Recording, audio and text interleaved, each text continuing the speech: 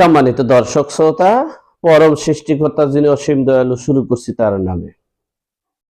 আজকে একটা গুরুত্বপূর্ণ বিষয় নিয়ে আলোচনা করব। বাংলাদেশ আওয়ামী লীগ যাতে 10 বছর রাজনীতি করতে না পারে সেই নিষেধাজ্ঞার জন্য পায়তারা চালাচ্ছে বাংলাদেশের কিছু দুর্বৃত্তায়নরা। আসলে এই নিষিদ্ধের ব্যাপারে কথা বলতে গিয়ে একটু গুরুত্বপূর্ণ বিষয়টা আলোচনা করি। 1969-এর গণ অভ্যুত্থানে বাংলাদেশ আওয়ামী লীগের নেতৃত্বে বাংলাদেশকে স্বাধীন করার জন্য সকলে ঐক্যবদ্ধ হয়ে ঝাঁপিয়ে পড়েছেন। 1972 সালের যে নির্বাচন, সে নির্বাচনে বাংলাদেশের 95% ভোট আওয়ামী লীগকে দিয়েছেন। তাহলে বোঝা গেছে 95% ভোট স্বাধীনতার পক্ষ শক্তি, আর 5%-এর ভিতরেও কিছু হয়তোবা 20% ছিল সেই পশ্চিম পাকিস্তানের মদতদাতারা। এখন প্রশ্ন হলো, সেই আওয়ামী লীগের শিখর কত দূর? আচ্ছা, এই আওয়ামী লীগ তো একমাত্র জামাত রাজনৈতিক সংগঠন ছাড়া সকলেই এই আওয়ামী লীগ করেছিল। এরপরে এই আওয়ামী লীগকে সংস্কার করবে, ধরে নিলাম সংস্কার করুক, সে তার পক্ষে আমি। এখন মনে করেন, কেন সংস্কার করা হবে, কেন এই 10 বছরের নিষিদ্ধ ঘোষণা করা হবে? এই আওয়ামী লীগের লোকজন দুর্বৃত্তায়ন করছে, তাই না? তাহলে বাংলাদেশের 90% লোক আওয়ামী লীগের সাথে সরাসরি সম্পৃক্ত ছিল এবং রাজনীতির প্ল্যাটফর্মে ছিল 60% লোক। তখন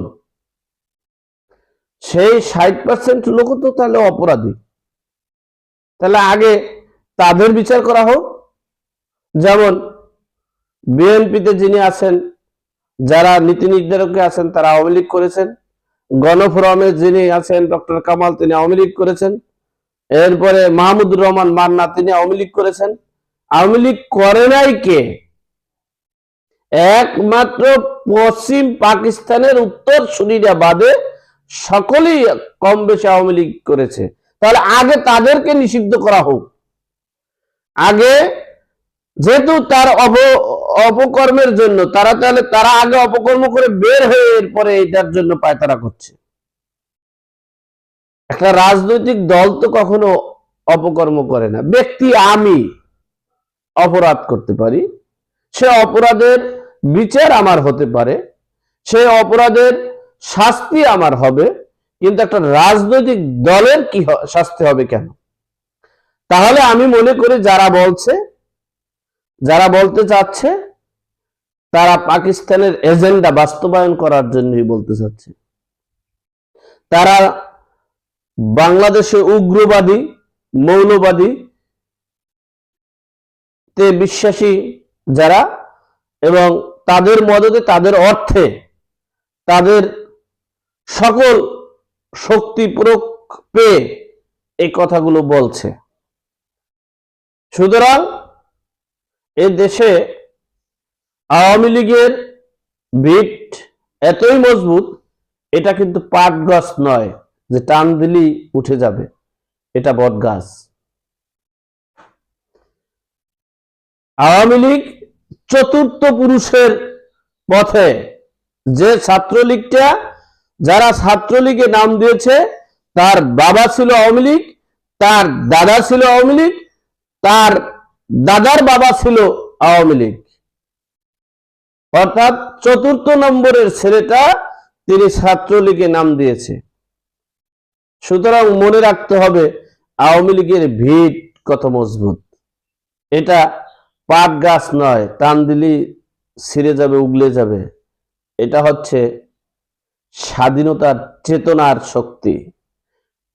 এই আওয়ামী লীগটা হচ্ছে দেশকে রক্ষা করার শক্তি।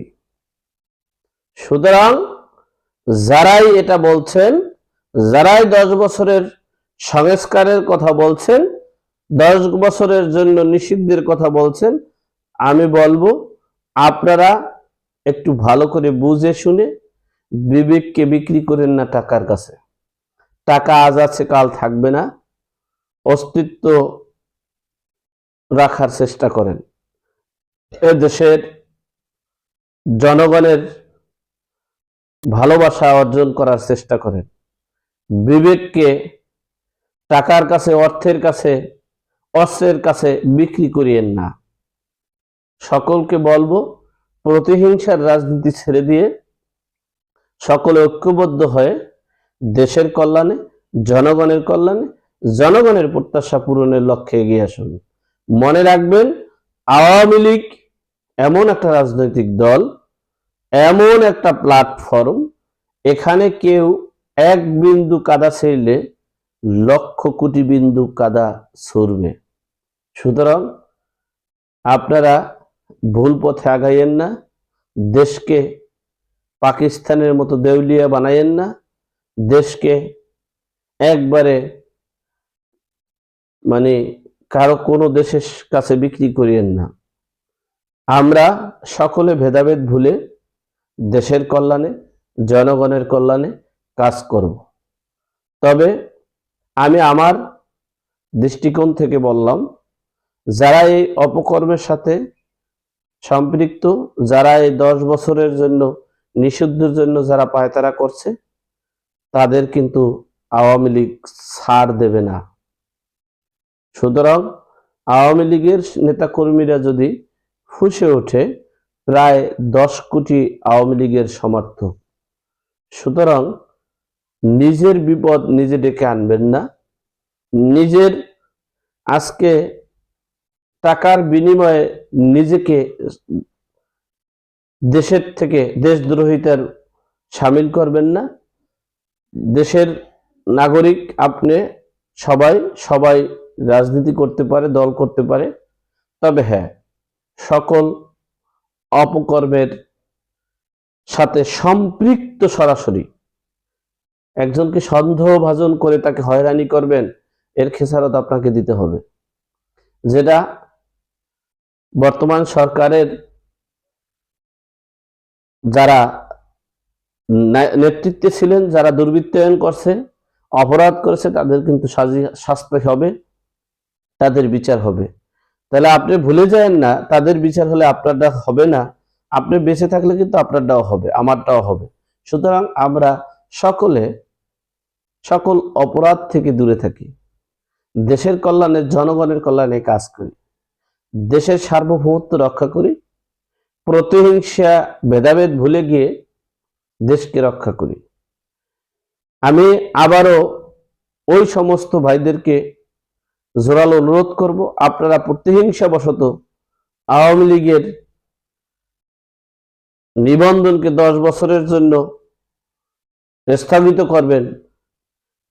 এটা আপনি তো তাদের স্থগিত করবেন, তারা ফুঁসে উঠলে আপনারা কোথায় থাকবেন, দল তো দূরের কথা, সেটা একটা ভাবার চেষ্টা করুন। সুতরাং এগুলোর থেকে আমরা বেরিয়ে আসব। আমরা সকলেই দেশের কল্যাণে, জনগণের কল্যাণে, দেশ রক্ষার্থে, জনগণের শান্তিতে সকলে ঐক্যবদ্ধ হয়ে কাজ করব। সকলে ভালো থাকবেন, সুস্থ থাকবেন।